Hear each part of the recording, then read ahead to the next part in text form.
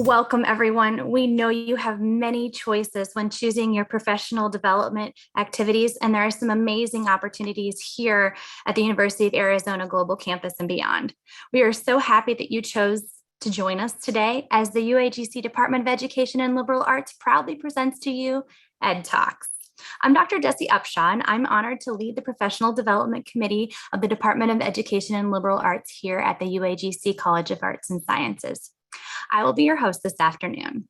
Today marks our 8th session in the 2021 Ed Talk series entitled Multipliers, inspired by the study of the work of Liz Wiseman in her New York Times bestselling book, Multipliers: How the Best Leaders Make Everyone Smarter. Here to explore and extend Wiseman's foundational concept of dealing with diminishers with his story, no stranger to our regular Ed Talk participants, is our very own Dr. Jackie Kiger. As you listen to Jackie's story, you might listen for your call to action to share your practices that support a culture of leadership and the multiplier effect in your own classroom and your interactions with students and colleagues. Or perhaps you'll find a new practice that his story or our discussion sparks for you. Jackie, will you come on camera and say hello as I introduce you? I certainly will. Hi, everybody. Thanks, Jackie. Dr. Jackie Kiger has been teaching with UAGC for more than a decade, beginning in 2010, and has been working with the Master of Arts in Education program since 2013. Jackie has participated in every single Ed Talk as either a story coach, a presenter, or a host, and today we are honored to have him again as our storyteller. Here in the Dell, Jackie keeps very busy, and at the university level, he's a reviewer for IRB proposals. And he is the advisor for Salute, the Veterans National Honor Society, where he has a personal connection to our military students, as Jackie is a retired Coast Guard officer with more than 20 years military experience. If you want to hear more about those experiences, you might want to look up a copy of his recent book, The Coast Guard on the Texas Border. Thank you so much for being here today, Dr. Kiger. Thank you. Thank you for having me. Jackie, I'm going to now ask that we remove our videos so we can get started after a few brief reminders. As a reminder, Ed Talks are fashioned after TED Talks, the ever popular way of sharing personal stories for only 18 minutes of monologue. We do this because we want to hear your stories, and we can best do that by sharing our stories. Our goal here is not necessarily to teach you anything new, as you are already an expert in your field. Our goal is to perhaps motivate you to try something new or a new approach to your helping students to succeed. Our storytelling approach is geared to not take up a lot of your time, but rather to simply set the stage for an interactive conversation and perhaps encourage you to encourage your students in some new way. At the end of our Ed Talk today, we look forward to hearing your stories of what you're doing or will do in your classroom or your educational setting. After Jackie's story, we will invite all participants to share your reflection and practices. So with that said, audience members, if you could please hold your comments and chat to the end as we listen to Jackie's story. Jackie, the microphone is yours. Well, thank you for being here, and thank you for that lovely introduction, Jessie. I hope the next 18 minutes of your time will be time well spent. As you listen to my story, be thinking about these 3 questions on the screen as we consider dealing with diminishers. That's the name of my topic for today, dealing with diminishers. It corresponds with a chapter in Liz Wiseman's book on multipliers. I found it interesting that Wiseman chose the word dealing. She did not go with the phrase winning over the diminisher or extinguishing the diminisher or even diminishes, you fired. She went with deal with it, regarding how to respond to diminishing people. If her book is ever made into a motion picture movie, I'm sure they're going to call it The Diminisher Wears Prada. But if I'm being honest, I was surprised by that advice. Deal with it, Jackie. In last month's Ed Talk, Dr. Kathleen Pierce Friedman shared with us how the best intentions can lead to diminishing situations through her story on the accidental diminisher. I think if the world was full of accidental diminishers, Wiseman might have chosen a different verb than to deal with a certain type of diminisher, and what I've come to recognize as the intentional diminisher. Kathleen shared with us how to work with, and in many cases, correct or at least redirect and bring out the best in a would-be accidental diminisher.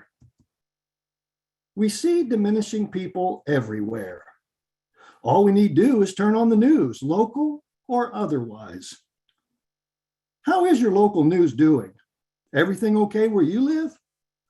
Or is there some lawyer in a commercial screaming at you to dial 444, 4444 because you've been diminished in some legal capacity and they are now going to be your superhero? If only you call, but you have to do it now. Time is running out. As I further considered Wiseman's advice, it brought me back to that whole other kind of diminisher out there who's not accidental at all, but rather intentional. They intentionally put up barriers, brick by brick, the intentional diminisher. We likely met this person early in our lives in the way of our mothers or someone in a parental capacity. No, you can't do that. Yes, you can go, but you have to take your sister. Be home by the time the street light comes on. I guess one could argue that I might be confusing my mother's caring nature for that of being intentional in diminishing my fun. My first experience with an intentional diminisher really was in my own backyard. But it wasn't my mother. It was my father, my stepdad, my dad. When I look back on my early childhood and interactions with my father, I wish I could make excuses for him in that his diminishing traits were accidental, but they were not. If I'm being honest, he was not a happy person. I think his mantra would have been, life is hard, deal with it. And being around him was something I learned to avoid. Avoidance. It turns out that Wiseman noted in her research that avoiding a diminisher was one of the 3 most popular ways that we choose to deal with them. Now, she's not suggesting that it was effective, just that it was popular. And actually, her research shows that of the 5 most popular things that we do in responding to the diminisher, 3 of those 5 are not very effective for the situation. So my response was to avoid him.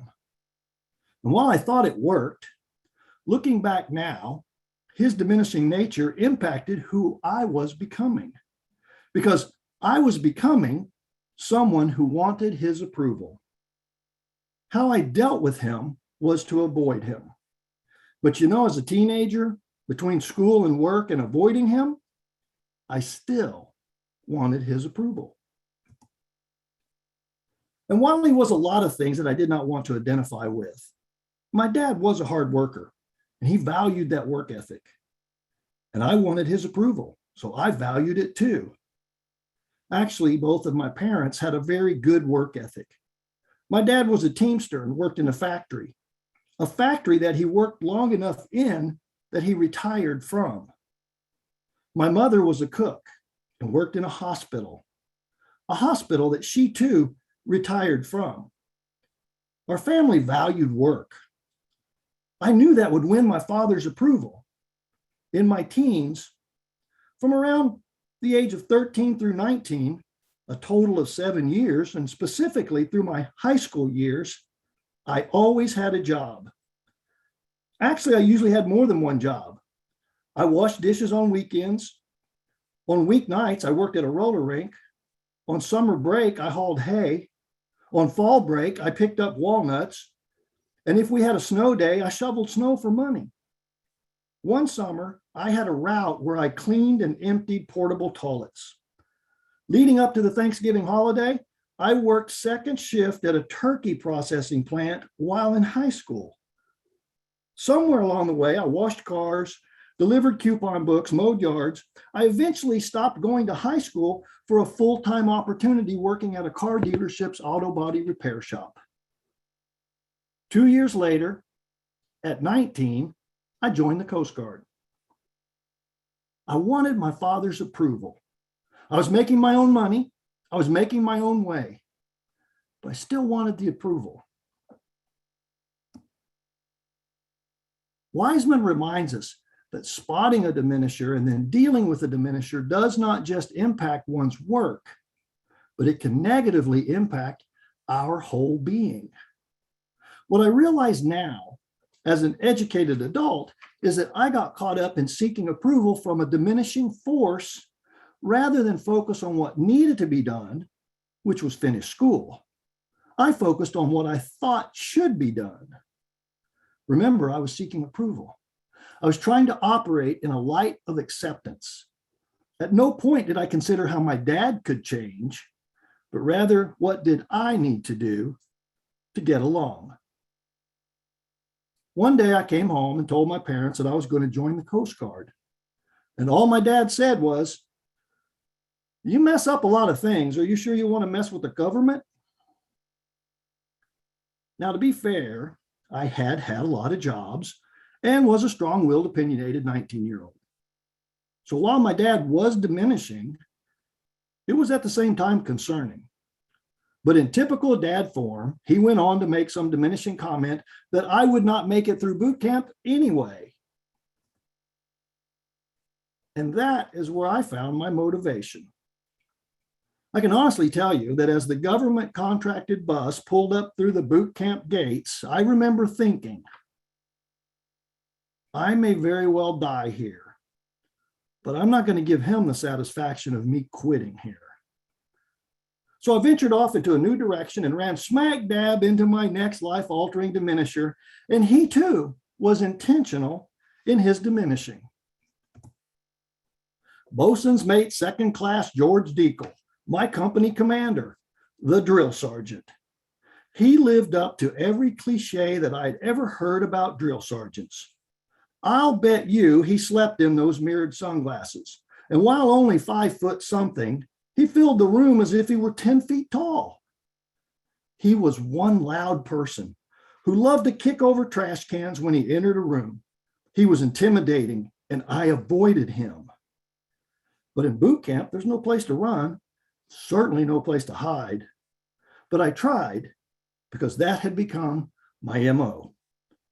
I remember my very first encounter with him was him screaming at me with questions about how far could I high port an M1. And something about, had my mother sent me here just to make him angry because it was working, or something like that. Just know you're getting the PG-13 audience version of that encounter. Turns out, high port means carrying a rifle over your head while running, and M1 is that rifle. I wish I'd known that prior to that first encounter with my drill sergeant. But I survived. Because what he did not realize was I had been raised by a diminishing person that hated trash cans as much as he did. So his disdaining nature of a drill sergeant was all too familiar for me. And between the familiarity and my avoidance, I made it through boot camp. Wiseman advises us that avoiding diminishers will not be effective, but she goes on to give us some good advice on how to deal with them. She begins by telling us it's impossible to diminish someone out of being a diminisher. You cannot fight fire with fire. Even with a dim view of what lies ahead, you have to be a multiplier. You have to multiply your way into a better relationship with that diminisher. If not, you continue in what she calls a death spiral versus a growth cycle. This is important because when people make us feel small, we don't do big things. When faculty make students feel small, students don't do big things. I have one more diminisher in my life that I want to tell you about, and I'll be quick about it. This goes back to my student days at my local community college. I was taking computer classes, but my basic courses required that I take a government class. It was the only class I had where my professor held a doctorate. Not that that was important, but it was an observation that I made. The class met once a week on Tuesday evenings for 3 hours for about 12 weeks or so. Every time the class convened in the early weeks, he would ask, "Would you like to take a break in the middle or skip the break and we'll wrap up before 10 p.m.?" Well, we all agreed getting out earlier was better than a break. He would get so caught up in his lecture that we neither broke nor left early. It was just 3 hours of him talking, and us writing. He never once pointed us to the textbook that had cost a lot of money and that I was lugging back and forth to class, but yet not once ever being asked to open or reference it. I finally asked in frustration, "Are we ever going to use the book? It was required and it was expensive."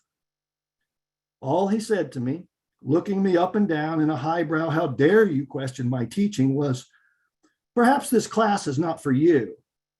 And he continued his 3 hour no break lecture. I continued writing in hopes of capturing what might be on the final. I got a B in the class. I hated the class.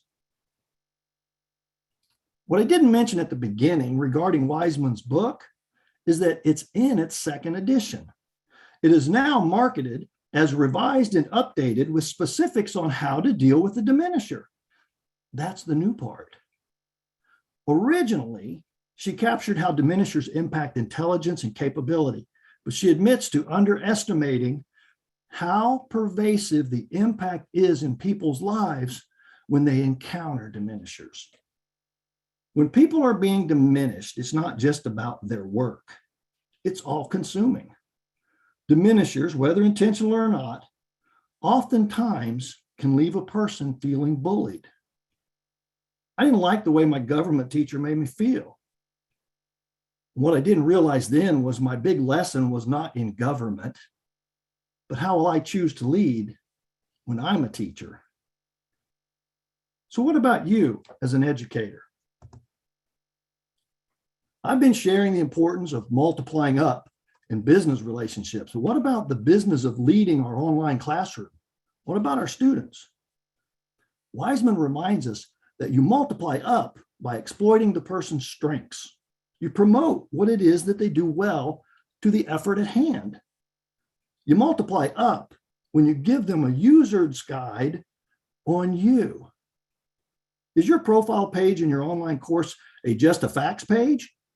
Or is it a guide for your students to see a bit more of you and understand you and embrace your expectations as a result of that better understanding of you? You multiply up when you listen to learn. We can learn so much from our students when we stop typing, stop talking, and just read and listen to what they have to say. And you multiply up when you admit your mistakes. It shows we are human and we're capable of not only making mistakes, but admitting that it's part of who we are, and that's okay. Students love seeing the real you. Wiseman advises to sign up for a stretch, which is to make it known you are someone who can take on more and do more than just the routine. As we consider our students, we need to be proactive in our professional development in such series as this, our Ed Talks. And thank you for being here. I think that when we feel we have nothing more to learn, that's probably our cue that we have nothing more to say in our teaching. Challenging oneself to learn more is a hallmark of those who make the classroom matter for their students. And lastly, Wiseman encourages us to invite them to the party. Be encouraging, be engaging, be inviting. Keep your students in the conversation with how you encourage and engage those discussions, emails, and even phone calls. Because if we don't, whether intentional or not, we may diminish our students' experience in learning. If we only care about APA format, our students miss a rich learning experience. My dad only cared about work. I missed a high school learning experience. If I manage only as a drill sergeant, well, I'll likely get compliance, but it's doubtful I'll ever foster commitment from my students. If all I ever do is talk, talk, talk in my classroom approach, then eventually no one is listening to what I have to say because they're too busy writing. By changing our response, we can change the dynamic of the relationship. I wanted my dad's approval. Students want your approval. If you use bricks to build paths for their journey, they know they're welcomed and respected. Wiseman says diminishers violate our sense of self-respect. Our students should never have to consider how to deal with us as a diminisher. Students want your relationship. Students want your approval. We all have bricks that make up our influence. Let's create paths of success, not walls to be avoided. Thank you. Wow, Jackie, thank you so much for sharing that. When I listen to his journey and walking us through that path, I really can't help but think about my own journey through childhood, education, and adulthood, thinking about multipliers, the accidental diminishers, and as he mentioned, those intentional diminishers. But it also makes me shift to that view that our students must be experiencing as they're on their own paths, as they work their way to their class, to our classrooms. And what do I do to provide that multiplying environment rather than a diminishing one? Or how can I provide the skills to deal with diminishers so that when they leave the classroom, they have that to add to their tool belt? And where could this happen in my classroom? You see on the screen, if you're watching, that Jackie posed some questions for us to consider here as we reflect on our own practice, as we look through that lens of multipliers, and specifically how we can support our students to gain the skills to deal with diminishers. So the questions are, do you deal or do you avoid? What about your bricks? And how are you an intentional multiplier? As we open up the chat lines to consider your takeaways from today's story, let's frame our discussion. Start sharing your impressions or your ideas, or perhaps your new approach in the chat. Or we would love to hear from you. Share with us using your audio by simply raising your hand using the hand icon at the bottom of your screen. You'll then be given the opportunity to unmute your microphone and share your story and your reflection that way. We invite you to join the conversation and inspire others with your journey.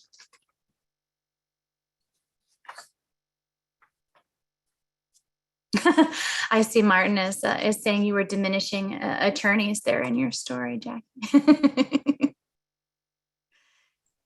Or I was just shining a light on them, Marty. Holly mentions the differences between the first and second edition, and definitely getting more ideas and expanding our research is one way we can continue to multiply through.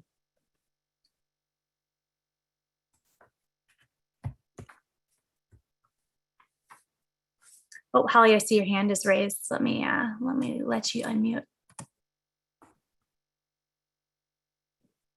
Thank you, Jesse, and thank you, Jackie.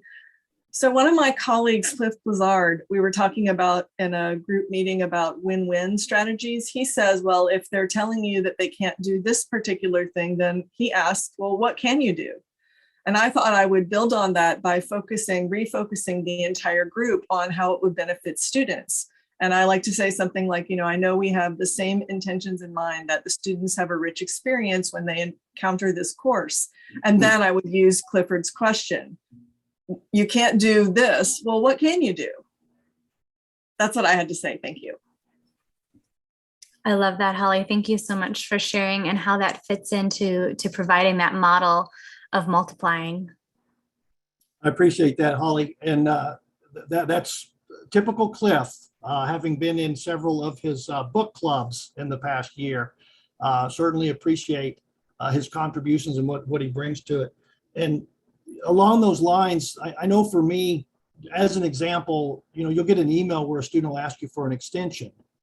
And it'll kind of be poised about how much time can you give me to get this paper in. And I'll always turn it around and say, certainly we can work on an extension here, but I need you to tell me when you'll have it done.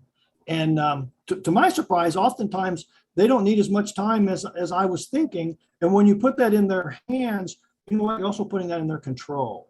And so it doesn't lose sight that they're dependent on me to be successful. They're dependent on themselves to be successful. And it's my job to help facilitate that and to Cliff's point, ask the right questions. Julie is bringing up in the chat here how the "what can you do" that Clifford speaks to is very similar to Dr. Donna Beagle's work and discussing meeting students where they are, not where you think they are, but where they are.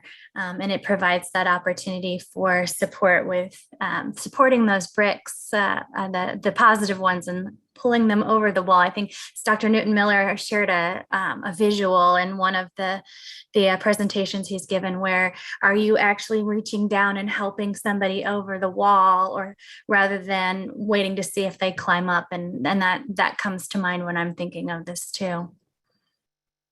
Thanks, Den. I appreciate your comment. And that was my hope here with this talk. Not to give a bleeding heart story about me and my dad's relationship. We ended up fine. But to our own awareness, I'm guilty of it. I teach entry point classes on the graduate side. And so I'm like an APA policeman. And, let's talk about that for a minute. Have you ever been pulled over by a traffic stop by a policeman? And you get the gruffy encounter of, do you know why I pulled you over? Or do you get the approaching officer who's like, is everything okay? Because I noticed yada, yada, yada. And the whole thing changes. Well, I have to do that. If all I am is the APA police, I turn off good writing. And APA is important, and I want to hold them to that standard. But if that's all I'm a talking head about, I think they probably avoid me at some point, and that's not what we want.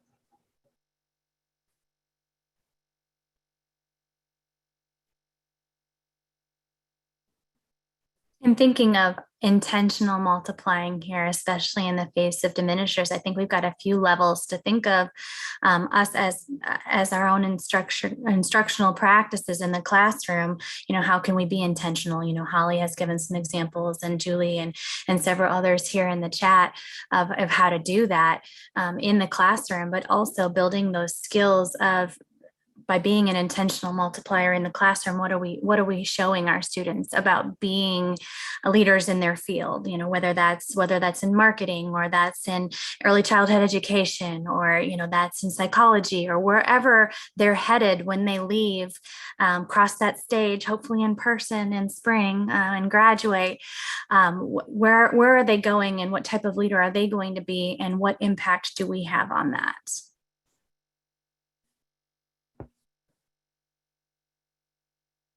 We think about our bricks.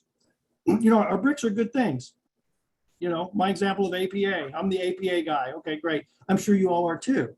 So am I stacking that up so that they can't climb around it? Or am I presenting it in such a fashion that they're able to walk across it and kind of build on where they're headed, and that they're appreciative for that brick advice, because it ended up being a stepping stone and not a bulkhead or something that they bump their head on as a result of that. So I think we have to be intentional.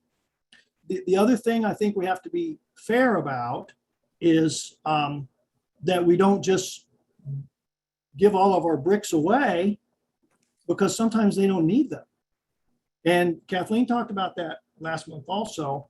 And it's made me rethink, how much stuff do I want to put in my opening week preview announcements, in the way of exemplars, in the way of, hey, use this tool, hey, use that tool. And okay, I'll be quiet because Kathleen raised her hand, and then I'll get back to it here. The microphone is yours. No, Jackie, well, thank you for the shout out, but your talk made me think about the APA side of it. And I also teach an entry level course, and I am an APA police.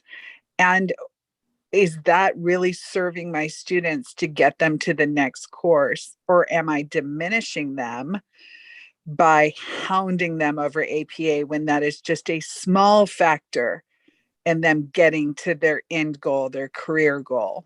So thank you for that. And I agree. And we don't diminish it. We don't dismiss it. But again, if that's all I'm talking to them about, then I miss the context of what the topic should have been. You know, as an example, classroom management is one of the things we talk about in my class that I teach. And so if all they hear from me is that talking head APA point of view, they're no longer, you know, it goes back to what I said. I'm talking, and they're no longer listening to what I have to say. So true, Jackie and Kathleen. Thank you so much for sharing that reflection. Martin, I see in the chat just that parallel to the golden rule. Treating others the way we want to be treated, responding to a question much more positively than a challenge or a comment that is speaking down. You know, some of us may have had very multiplying instructor experiences throughout our educational path. Some of us may have had those instructors that said, I had to do this when I was where you are, so now you're going to have to do it too. And that often comes to mind. And in Jackie's story, when he was talking about that higher ed experience, you know, I've had instructors on both sides, and it is you're going to respond more positively and then unlock so much more potential when you're supporting and asking rather than more of the putting bricks in their way. Thank you, Martin. It's a very good point about the golden rule. You know, we have a saying where I'm from, you know, count your Christmas cards. That'll tell you what kind of a neighbor you are at the end of the year. Count your Christmas cards. Count how many times students reach out to you and ask you for a letter of reference when they're done. You know, I had them in an entry point, so it's a while before they graduate, and it's nice when they reach back to you, and not necessarily to ask for a letter of reference, which some do, but just to let you know that they made it, and they were done with my course a long time ago, but it's nice. I count that as a success when I hear that they've reached out to let me know that they're graduating in the fall. Well, it looks like our chat is winding down and all good things do come to an end. But before you go, please go ahead and draw your eyes to the chat box. If you're here with us live, there should be a link that should be appearing right now to our Ed Talks homepage. Jackie can go to the next slide. This recorded Ed Talk will be archived there for future viewing along with certificates of participation. And you'll also be able to find that link to the Ed Talks homepage in today's invitation if you need it, rather than writing it down really fast. Next slide, please, Jackie. We do want to acknowledge yet again the work of Liz Wiseman in her Multipliers book for the inspiration for today's Ed Talk, as well as the rest of our series this year. And speaking of the next session, we have 2 sessions coming up. Please join us in 2 weeks at UAGC's 2021 TLC conference on November 2nd for a very special student perspective from the multiplier perspective, and come back and see us for our final 2021 session on November 18th, same time, same place, where Dr. Tisha Shipley shares the story of becoming a multiplier. We thank you so much for joining us today. A huge thank you again to Dr. Jackie Kiger for sharing with us today his inspiration and next steps for supporting our students and for supporting each other. And on behalf of our Dean, Dr. Tony Farrell, and UAGC's Department of Education and Liberal Arts, we wish you a very safe and healthy and impactful October, and we'll see you next month. Thank you, everyone. Thanks, everybody. I appreciate you making time for us. Have a great rest of the day.